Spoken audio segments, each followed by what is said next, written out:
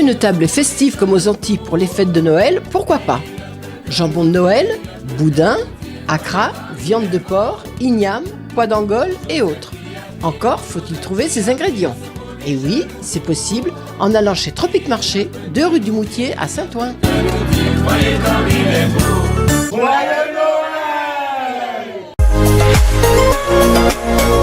Outre-mer News Sport, José Douglas.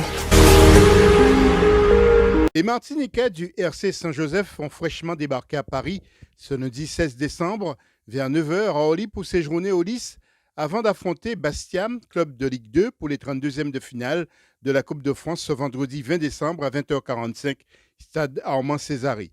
Les Martiniquais possèdent des armes pour affronter le club corse. Emmanuel Elismar, Sébastien Crétinoir, Fabrice Rupernet, mais aussi leur gardien Emma Vermignon, qui peut aussi jouer un rôle important au cours de ce match. L'entraîneur Jérémy Ludon est très serein. Il sent qu'il y a un coup à faire avec son équipe qui jouera un match amical à Ivry mardi 17 et l'équipe s'envolera jeudi donc pour la Corse. Une pensée de la part de l'équipe à la Miss France Angélique Angarny Philopon qui devrait leur apporter un peu de chance morale dans cette grisaille corse et pour une victoire tant espérée et permettra aux Antillais de la Martinique de finir l'année en beauté et d'oublier les soucis. À noter que le barème des qualifications est non négligeable pour les équipes qualifiées.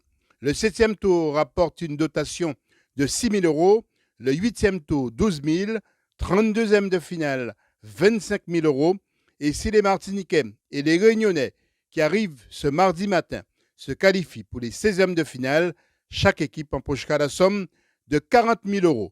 Place maintenant aux interviews. Avec quel état d'esprit êtes-vous arrivé ici pour rencontrer Bastia vendredi?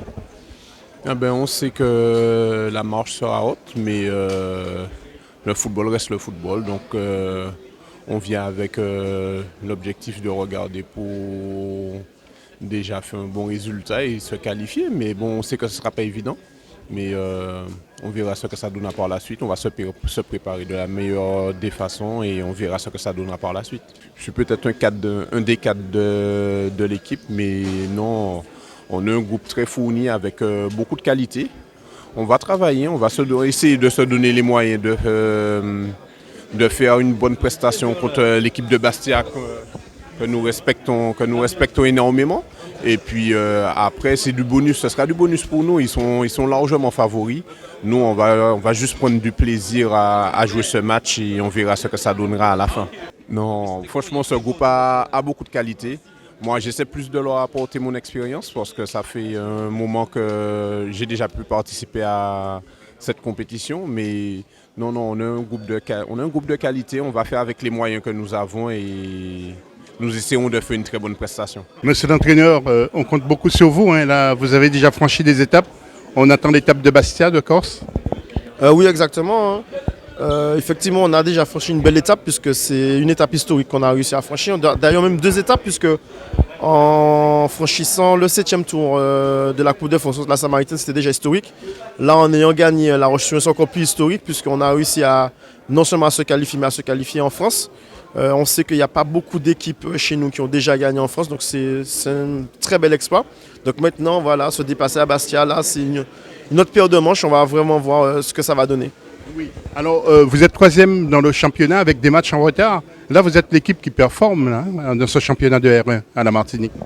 Performer avec d'autres équipes, puisque vous avez dit que nous sommes 3e. Il y a quand même des équipes qui sont devant nous, même s'ils ont plus de matchs que nous. Il y a aussi des équipes qui sont à égalité de points que nous. Non, je vous avoue que cette saison, le championnat est très relevé, puisqu'il y a beaucoup d'équipes qui font de très belles performances. Nous, c'est vrai que nous faisons des performances en ayant très peu de matchs. Mais le championnat cette année, il est vraiment relevé parce qu'il y a des équipes comme le Golden Star, le Cop Péléen, même le COT qu'on vient de jouer, qui sont en train de faire un très beau championnat. Et avec les cadors que sont la Samaritaine, le Golden Naen et le club franciscain, bien entendu. Donc ça promet franchement une deuxième partie de championnat qui va être très haletante. Comment voyez-vous ce match contre Bastia, justement, avec des divisions d'écart? Extrêmement compliqué. Parce qu'il faut quand même être honnête, c'est une Ligue 2, ce sont des professionnels, ils ont 4 ou 5 divisions d'écart entre nous.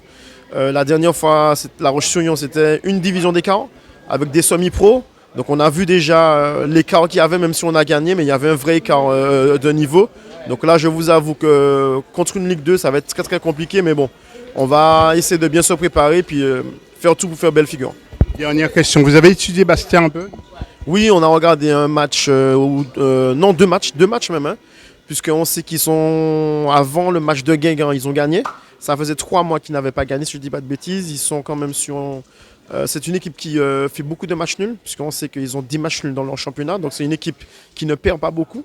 Donc on sait déjà à quoi s'attendre. Et on sait surtout qu'à domicile, ils ne perdent pas. Donc c'est un véritable exploit qu'on va devoir faire si effectivement on a la possibilité de se qualifier. Avec la bénédiction de Miss Martinique aussi, Miss France. Oui, bien entendu, Miss France, exactement, Miss France qui est Miss Martinique. Donc effectivement, ça aussi, nous en sommes très fiers qu'elle ait pu gagner et que ça nous donne, comme vous dites, cette bénédiction. Et puis bien entendu, que Dame Coupe aussi nous choisisse parce qu'elle aussi, elle aura peut-être son mot à dire.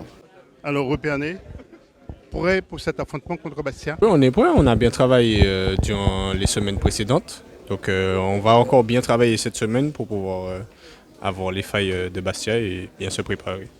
Le club compte sur vous aussi, hein?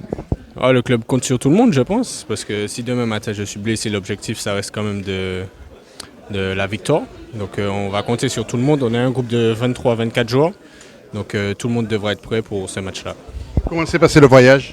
Ça a été, le voyage est super long, donc là on va bien récupérer avec le kiné. Il va nous faire un petit travail lorsqu'on va arriver à l'hôtel et je pense que ça va bien se passer. Un petit pronostic? La victoire, hein, c'est tout ce qu'on va chercher. Outremernews.fr, le site de l'actualité Outre-mer, 24 heures sur 24 et 7 jours sur 7. Retrouvez la chaîne Outremer News sur YouTube.